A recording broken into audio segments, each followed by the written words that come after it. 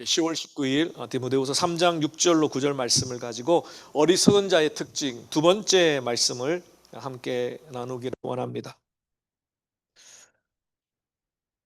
사람은 누구나 겉으로 볼 때에는 신앙이 좋아 보일 수 있습니다. 기도도 하고 예배도 드리고 봉사도 합니다. 하지만 시간이 지나면 그 사람의 신앙이 진짜인지 가짜인지 반드시 드러나게 됩니다. 바울은 그것을 디모데후서 3장에 말세에 고통당하는 때를 경고하면서 그 특징 중에 하나, 결론과 같이 말한 내용이 바로 경건의 모양은 있으나 경건의 능력은 부인하는 사람들이다, 그렇게 말합니다. 우리가 주의해 하여야 할 것이 무엇이냐면, 경건의 모양은 있지만 경건의 능력을 부인하는 사람은 하나님을 알지 못하는 세상 사람들이 아니라는 겁니다. 하나님을 알고 있고 경건의 모양이 어떤 것인가를 익히 알고 있고 경건의 모양을 얼마든지 내가 흉내낼 수 있는, 하나님을 믿는 교회 안에 있는 바로 그리스도인들이라는 겁니다. 그들이 경건의 모양은 있지만 경건의 능력, 예배는 드리지만 예배를 통하여 우리를 만지시고 회복시키시는 하나님의 능력을 부인하는 것, 예배 가운데 임자에 계시는 성령의 역사를 온전히 믿지 못하는 것, 기도는 하지만 기도하면서 이미 이 기도의 응답을 믿지 못하는, 열심히 봉사하고 훈련하고 연단받지만 그러나 그것을 통하여 선한 영향을 끼칠 아무런 소망이 없는 사람들. 어쩌면 경건의 모양은 잘 갖춰져 있지만, 화려하게 갖춰져 있지만 경건의 능력이 점점점 희미해져가는, 어쩌면 마지막 주님 오실 때의 교회의 모습, 성도의 모습, 목회자의 모습을 꼬집어서 바울은 2000년 전에 이미 디모데 후서를 통해서 경고하고 있는지 모르겠습니다. 그러한 자들은 한마디로 어리석은 자라고 말합니다. 그 어리석은 자들의 모습을 우리가 지난 시간에 첫 번째 특징을 살펴보았습니다. 우리가 디모데 후서 강해를 작년부터 이렇게 쭉 이어가면서 이제 마지막 끝부분을 향하여서 나아갑니다. 올해 안에 마칩니다. 걱정하지 마시고. 디모데 후서를 지금 계속해서 깊게 묵상하다 보니까 지금 1년 반이 넘어가는 것 같아요. 올해까지는 디모데 후서를 꼭 마치도록 하려고 합니다. 그러다 보니까 여러 가지 행사들이 있어서 지난 시간에 묵상했던 어리석은 자의 첫 번째 특징을 조금 다시 한번 설명을 드리고 두 번째, 세 번째 특징으로 넘어가기를 원합니다. 첫 번째 특징이 오늘 읽었던 본문 6절 말씀에 보니까 죄를 중히 지고 가는 자다라고 본문은 말합니다. 기억하실지 모르겠지만 죄를 중히 지고 간다라는 것은 극단의 두 가지 측면이 있다고 말했습니다. 하나는 죄에 대하여 너무나 둔감한 것입니다. 그래서 죄를 짓고도 죄인지를 모르는 것, 그것이 죄를 지고 살아가는 우리의 모습. 또 한쪽 극단은 죄에 대해서 너무 지나치게 예민하는, 그래서 늘 죄책감에 사로잡혀 있고 죄를 회개하고도 여전히 그 문제가 해결되지 않는 찝찝함, 혹은 하나님이 심판하실 것 같은 두려움, 그런 문제로 죄를 짊어지고 여전히 죄악 가운데 살아가고 있는 모습, 그것이 어리석은 자의 첫 번째 모습이라고 말씀을 드렸습니다.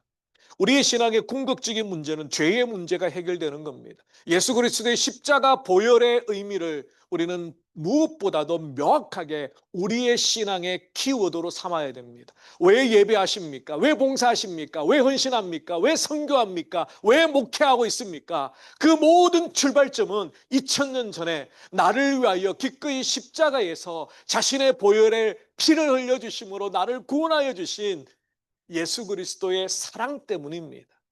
우리의 구원에, 우리의 신앙에, 우리의 모든 신앙 생활의 출발은 그 키워드가 예수님의 십자가, 보혈입니다.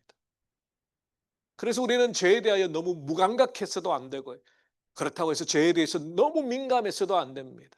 그 모든 문제는 이 죄 문제를 예수 그리스도의 십자가 앞에 가지고 나와서 예수 그리스도께서 용서하시고 죄로부터 그 모든 문제를 해결해 주시는 은혜를 충분히 경험하지 못했거나 믿지 못하기 때문에 발생하는 사건. 그래서 죄에 대해서 무감각한 거예요. 죄를 짓고도 죄인지를 몰라요. 성령께서 그 죄에 대하여 지적해 준다 할지라도 잠시 잠깐 회개의 자리에 나갔다가 다시 돌이켜서 원래 죄의 자리로 또 나가는 모습. 그게 늘 반복되어지는 게 우리의 연약함이라고 말하죠. 때로는 그 우리의 연약함이 핑계가 됩니다. 내가 천사가 아닌데 죄를 짓고 또 회개하면서 하나님 앞에 그렇게 말합니다. 그렇게 기도하죠. 하나님, 제가 완전한 천사가 아니에요. 제 안에 여전히 죄의 뿌리가 있어요. 죄성이 있어요. 그래서 어쩔 수 없이 또 죄를 지었어요. 그러니까 하나님 또 용서해 주셔야 돼요. 사실 이 죄 문제의 해결은 단순히 하나님께서 예수님을 보시고 우리의 죄를 용서해 주신다, 더 이상 하나님의 심판이 너희에게는 없다 라고 말씀하시는 사죄의 은총만을 의미하는 게 아닙니다. 죄 문제 해결은 더 이상 죄가 우리를 다스리지 못하도록, 죄가 우리의 인생을 끌고 가지 못하도록, 그 죄로 인하여 우리의 신앙에 발목 잡히지 않도록, 그래서 죄로부터 자유한다는 것은 죄를 짓고도 무감각한 게 아니라 죄를 다스릴 수 있는 은혜와 능력이 내 삶 가운데 끊임없이 공급되어지는 것을 말합니다. 그러므로 어리석은 자의 첫 번째 특징은 이 죄 문제가 근본적으로 십자가 앞에서 해결이 안 된 거예요. 교회를 다니지만 여전히 죄 문제가 자신의 신앙을 발목 잡고 있는 거예요.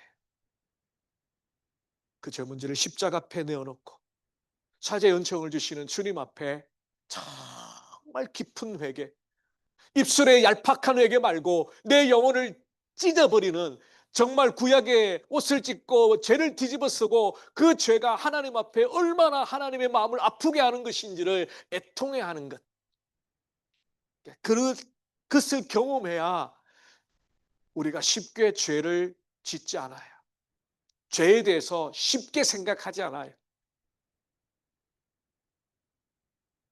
그게 첫 번째 어리석은 자의 특징이라는 겁니다. 여전히 신앙생활을 하지만 죄로부터 자유롭지 못하고 죄의 문제 때문에 신앙이 자라지 못하고 죄로 인하여 하나님과 관계가 점점점 불편해지고 껄끄러워지는 것.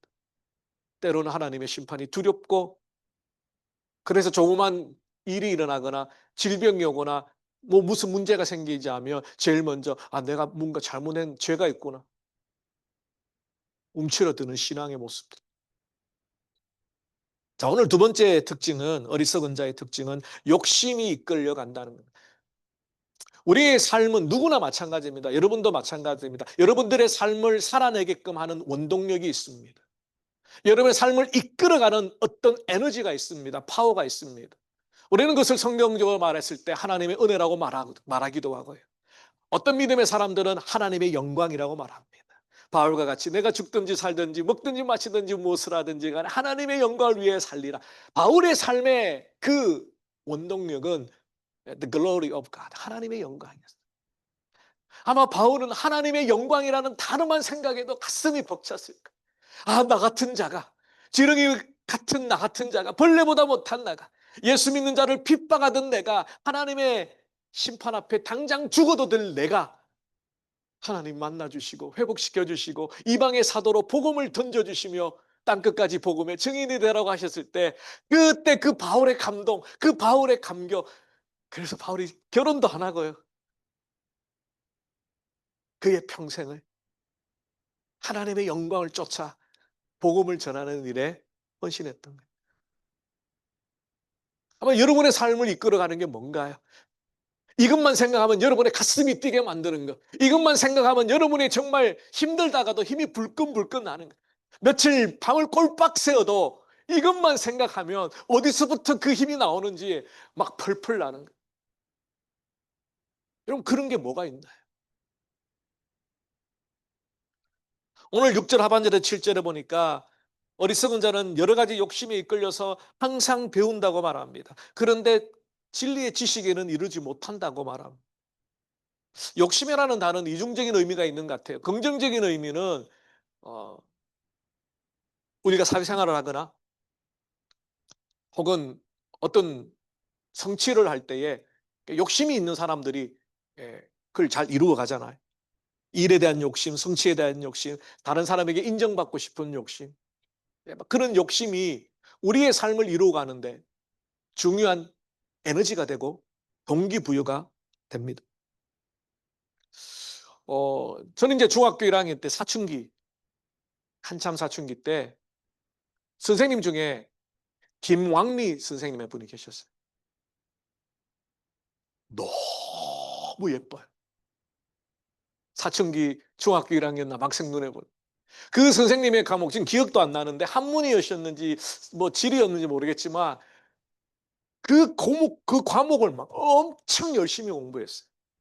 제가 욕심이 있었는 게 그 선생님한테 칭찬받고 싶고 이쁨 받고 싶고 인정받고 싶고 평소 다른 공부는 안 하는데 그 과목은 정말 열심히 공부. 그런 욕심은 어, 좋은 결과 또 선한 의도를 낳죠.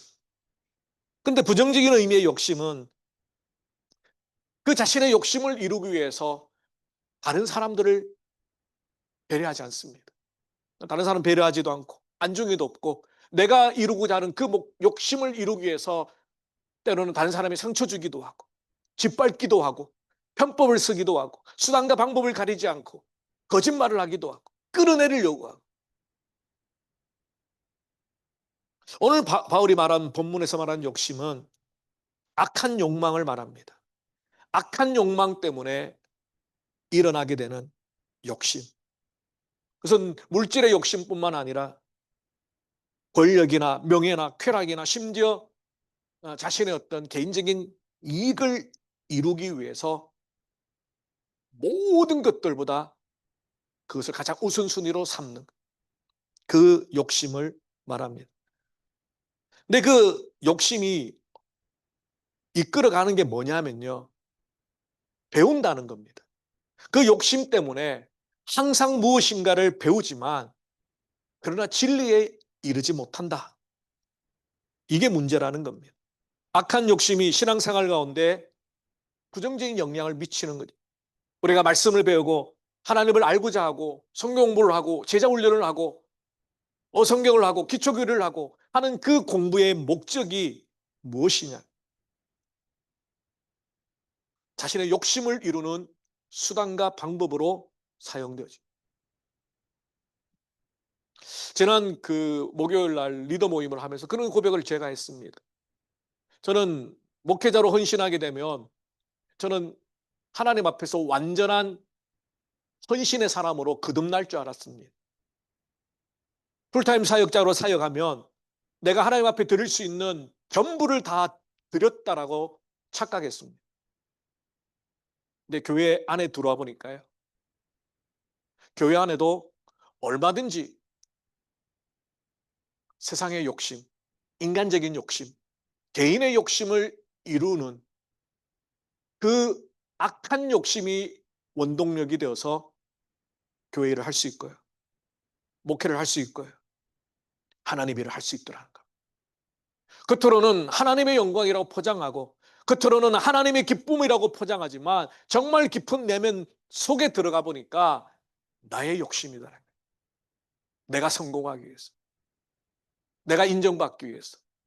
사람들에게 우리 목사님은 이렇더라. 혹은 이 교회 목사님은 이렇더라. 그게 잘 포장되어 있는 악한 욕심이 얼마든지 그 중심에 있으면서 목회할 수 있고 선교할 수 있고 봉사할 수 있고 중직의 직분을 맡을 수도 있겠더라는 겁니다. 바울은 그것을 이야기합니다. 여러 가지 욕심에 이끌려서 항상 배우나 그러나 끝내 진리의 지식에는 이를 수 없다는 겁니다.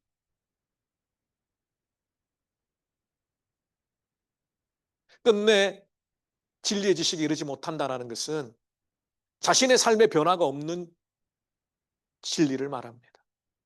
하나님의 말씀을 열심히 배웠고 하나님의 말씀을 늘 묵상하고 늘 연구하지만 그 말씀이 내 삶에 아무런 변화를 일으키지 못하는 내 인격과 내 삶에 예수 그리스도를 닮아가도록 이끌어가는 변화가 없이 신앙의 늘 그 자리, 예배도 빠짐없이 참석하고 기도의 자리도 빠짐없이 참석하고 봉사도 누구보다 열심히 하는데 그의 삶은 하나님 보시기에 전혀 변화된 것이 없다는 거예요.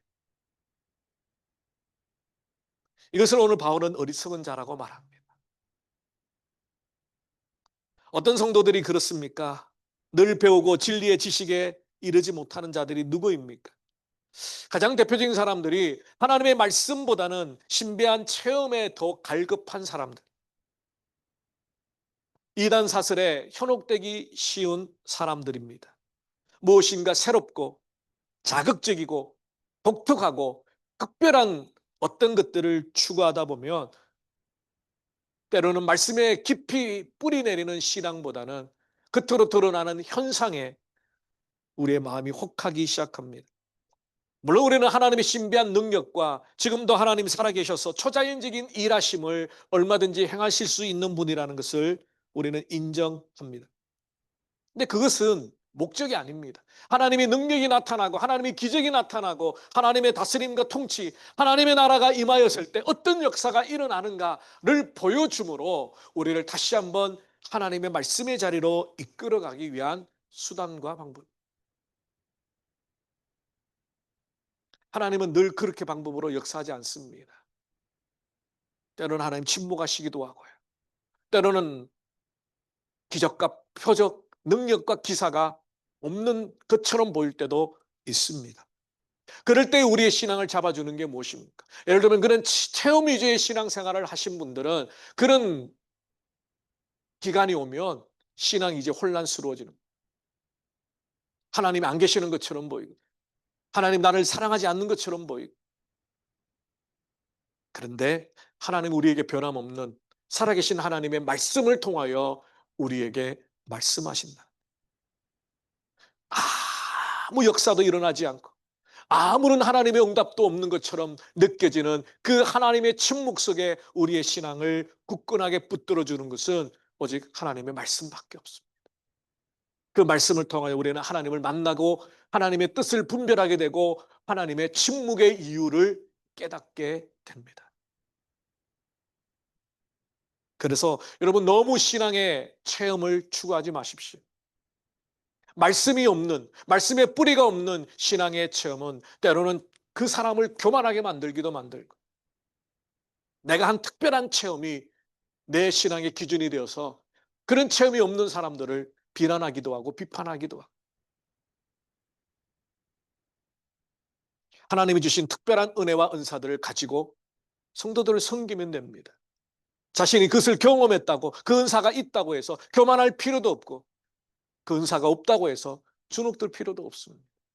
우리에게 주신 하나님의 말씀은 변함없이 우리에게 주어져 있기 때문입니다. 뿐만 아니라 마음으로가 아니라 머리로만 성경의 말씀을 지식적으로 배우고자 하는 사람들, 그들은 진리의 말씀에 도달하지 못합니다. 다시 말하면 머리에서 가슴으로, 가슴에서 손과 발로 말씀이 성육신된 하나님의 말씀이 육신이 되셔서 이 땅에 오셨던 것처럼 그 말씀이 우리의 삶에 들어와 우리를 그리스도화시키는 것, 그리스도를 닮아가게 만드는 것, 바로 그것이 예수님의 성육신과 같은 원리입니다. 우리 안에 말씀이 가득 차 우리를 다스리고 내 인격을 예수 그리스도를 닮게 만들고 내 삶을, 내 말투를, 내 행동을 모두 예수님처럼 살아가려고 애쓰게 만드는 것. 그 진리에 도달하지 못하고 성경의 말씀은 많이 알고 머리는 커져 있지만 그 말씀이 내 삶을 변화시키지 못하고 내 행동으로 순종되어지지 못한다면 그것 또한 어리석은 자의 모습. 많이 배우지만 끊임없이 배우지만 그러나 진리에 도달하지 못하는 모습과 같다는 겁니다. 하나님의 말씀이 우리의 영혼의 골수를 찔러 쪼개는 역사를 경험할 수 있다. 우리의 마음 문을 열고 정말 갈급한 심령으로 하나님의 말씀 앞에 나오는 것. 순간순간 일상 가운데 아무리 바빠도 아무리 분주해도 넷플릭스 볼 시간은 많은데 성경 한 장 보기는 시간이 없어요. 유튜브에 재미난 영상 보기에는 2시간이 금방인데 성경 한 장 읽기는 왜 이렇게 시간이 오래 가는지. 제 이야기입니다. 제 이야기. 여러분 이야기가 아니고 제 이야기.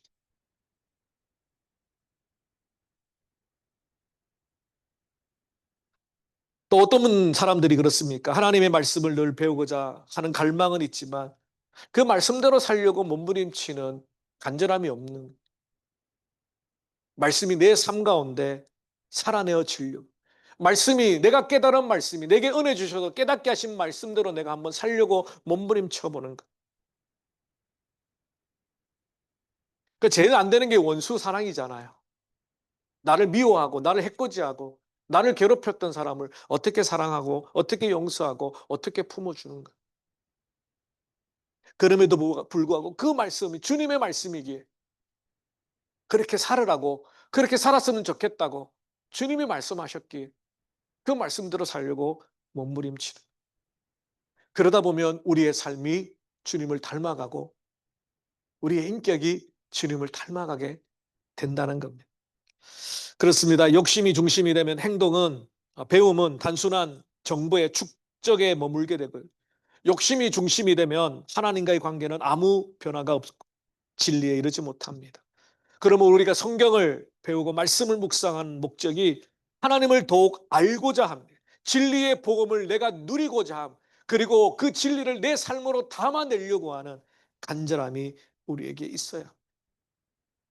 어쩌면 정말 물이 가득 찬 홍수 때에 먹을 물이 없는 것처럼 유튜브에 말씀의 홍수, 수많은 교회들 지금도 많은 말씀들이 선포되어져 가고 있지만 정말 그 말씀 앞에 내 삶을, 내 인격을 변화시켜 주님 앞에 드리는 그런 우리의 간절함, 우리의 마음, 우리의 태도가 있는지, 제자 훈련을 하고 성경 공부를 하고 봉사와 신앙생활을 열심히 하는 우리의 목적과 동기가 정말 무엇인지, 내 삶을 이끌어가는 원동력이 과연 무엇인지, 여러분을 정말 행복하게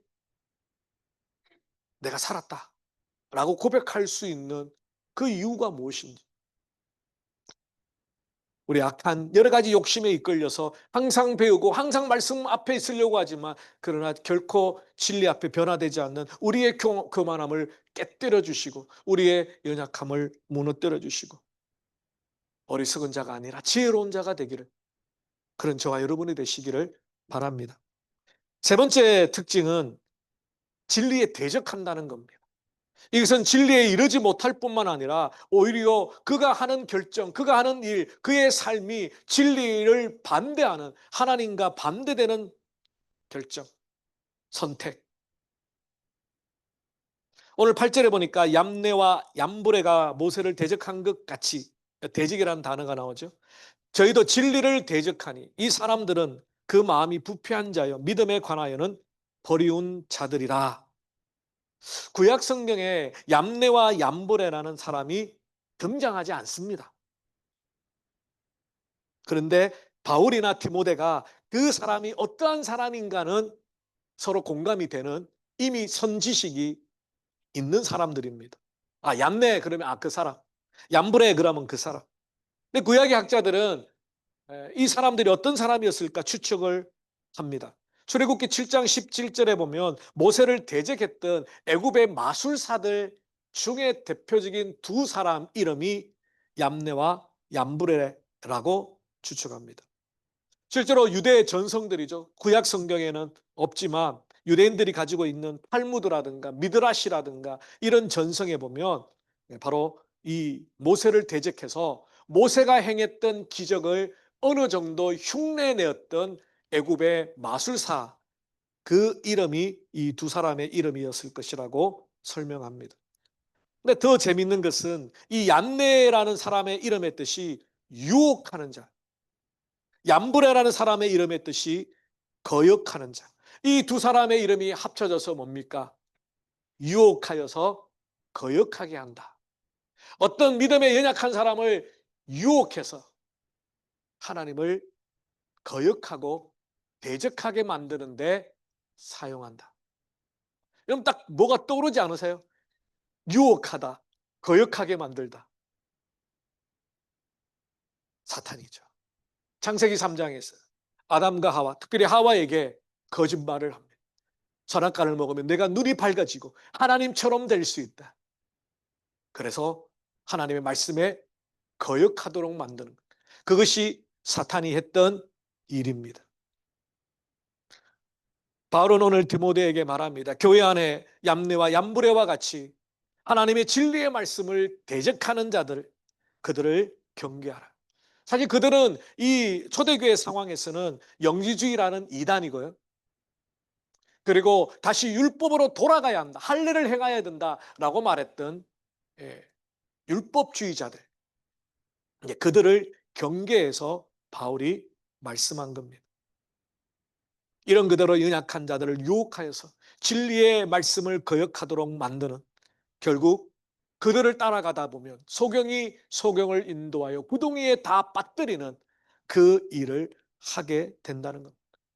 바울은 그런 안타까운 일들로 인하여 교회가 무너지고 성도들의 신앙이 흔들리게 되고 잘못된 가르침으로 빠지게 되는 그 상황을 안타깝게 여겼던 것입니다. 그렇습니다. 우리가 참으로 경계해야 될 것은 겉으로는 하나님의 능력을 행하는 것처럼 보이는 사람들. 이 마술사들은 모세가 행했던 지팡이가 뱀이 되고 뱀이 지팡이 되는 그 기적들을 얼마든지 흉내냈습니다. 나일강의 물이 피로 바뀌는 것도 흉내냈습니다. 그러나 이 재앙부터는 이들이 흉내내지 못하고 오히려 하나님의 능력이라고 고백합니다. 이건 우리가 흉내를 못 내겠습니다. 앞에 기적들은 흉내낼 수 있습니다. 그러니까 우리가 경계해야 될 것은 그것입니다. 겉으로 볼 때는 하나님의 능력이 아니면서도 얼마든지 사람들의 마음을 훔칠 수 있는 능력을 행하는 것처럼 보이는 것. 하나님의 말씀보다 인간적인 인기나 진리보다 보여지는 현상을 추구하게 만드는 신앙. 결국 그들의 신앙 때문에 연약한 성도들이 무너집니다. 신앙의 진짜 능력은 보이는 기적이 아니라 진리 안에 뿌리내린 삶의 변화. 그래서 시간이 오래 걸립니다. 예수님께서 마지막 때에 말씀하셨습니다. 이곳에서 메시아가 나타, 저곳에서 그리스도가 왔다라고 할 때 현혹되지 말라. 그들은 능력을 행합니다. 표적을 행합니다. 기적을 행합니다. 계시록에 보면 적그리스도도 3년 반 지난 후에 3일 만에 예수님처럼 부활해서 사람들의 인기를 얻게 되고 이제는 적그리스도의 본색을 드러내게 됩니다. 여러분, 능력이 드러나는 것, 기적이 드러나는 것, 뭔가 놀라운 일들을 일으키는 그 사람, 그 모습, 거기에 현혹되시면 안 됩니다. 제가 참 두려워하는 말씀 중에 하나가 뭐냐면요, 마태복음 예수님께서 마지막 때에 많은 사람들이 예수님의 이름으로 귀신도 쫓아내고 예수님의 이름으로 능력도 행했고 예수님의 이름으로 하나님의 일을 했습니다 라고 예수님을 찾아옵니다. 그때 예수님이 이렇게 말합니다. 불법을 행한 자들이 나는 너희들을 도무지 알지 못하니 나를 떠나라. 이 말씀이 제게 왜 마음에 깊이 새겨져 있냐면요, 불법을 행하면서, 다시 말하면 하나님의 말씀과 떠나 있는 진리를 대적하는 그 불법을 행하면서도 겉으로는 얼마든지 하나님의 일을 할 수 있다는 것, 하나님의 능력을 드러낼 수 있고 기적을 행할 수 있고 귀신을 쫓아낼 수 있고 표적을 행할 수 있다는 것. 여러분, 이게 얼마나 참 무섭습니까? 사람은 알지 못하지만 하나님은, 주님은 알고 계셨다는 거예요. 불법을 행하는 자들아, 나에게서 떠나라. 나는 너희를 도무지 알지 못한다. 그러므로 우리가 능력과 기적과 겉으로 드러나는 현상만을 가지고 그 중심을, 그 뿌리를, 그 사람의 인격과 신앙을 함부로 판단할 수 없다는 거예요. 비록 능력이 나타나지 않고 기적과 표적이 나타나지 않고 물은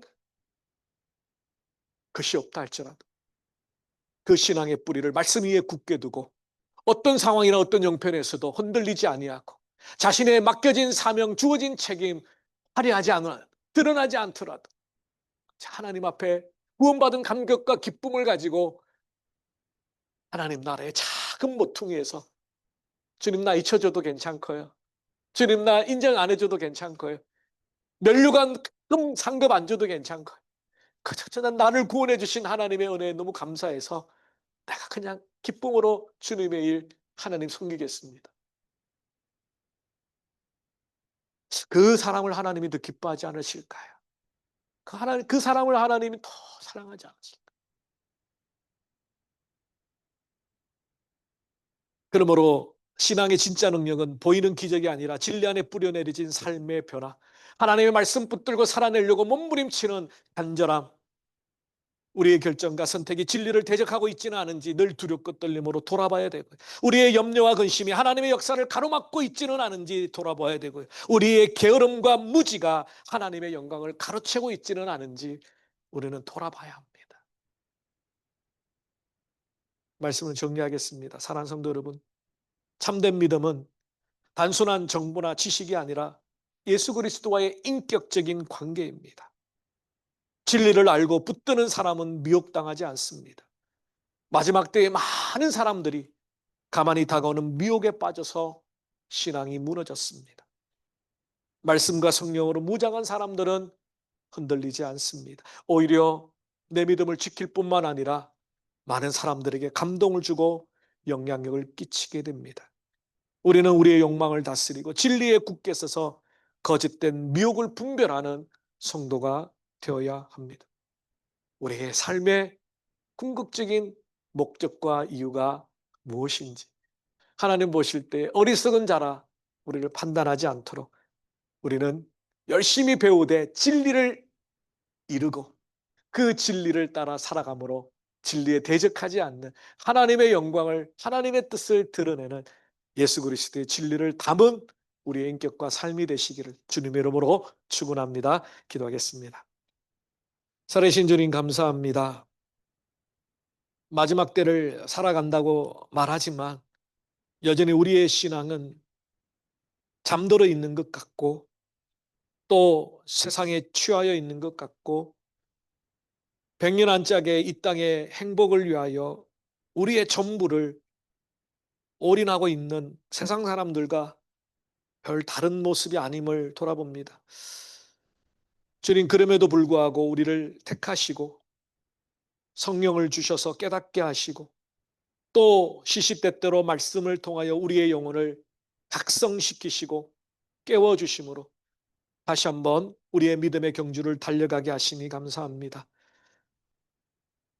주님, 어리석은 자가 되지 않도록 열심히 배우고 많이 배우고 주님을 위하여 봉사하고 예쓰고 충성하지만 혹시 그것이 우리의 욕심 때문이 아닌지 하나님을 향한 선한 마음을 가지고 하나님을 더욱더 알아가며 진리를 누리며 진리를 알지 못하는 자에게 내가 만난 주님, 내가 경험하는 복음의 능력을 증거하며 진리에 대적하지 아니하고 진리를 따라 살아가는 참으로 지혜로운 마지막 때를 살아가는 저희들이 되게 하여 주시옵소서. 감사하고 우리 주 예수 그리스도 이름으로 기도올리옵나이다. 아멘. 우리 다 일어나셔서 찬송가 433장 찬송 드리겠습니다.